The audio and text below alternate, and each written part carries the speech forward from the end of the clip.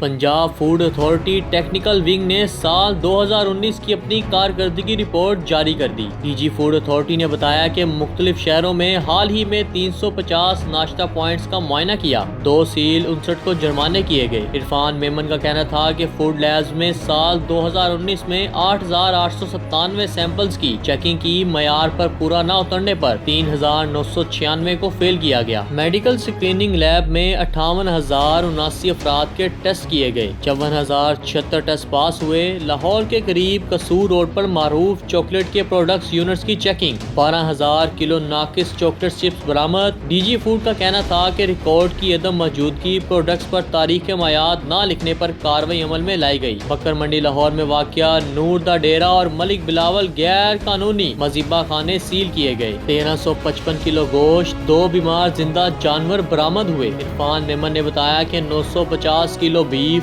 405 کلو mutton اور 2 بیمار زندہ جانور بھی برآمد کیے گئے۔ آپریشنز ٹیموں نے سال 2019 میں 3,99,413 مقامات کی چیکنگ کی، 5,013 کو سیل کیا گیا۔ ڈی جی نے بتایا کہ لاہور زون میں 1,24,067، راولپنڈی میں 1,55,602، ملتان میں 63,240 مقامات کو چیک کیا گیا۔ عرفان میمن کے مطابق 26 اضلاع میں قائم ٹریننگ سکول سے 31,557 افراد مستفید ہوئے۔ رواں سال صوبے بھر میں 26,321 فوڈ ہینڈلرز کو مفت تربیت اور معلوماتی لٹریچر دیا گیا۔ ذیشان علی، میڈیا 92، لاہور۔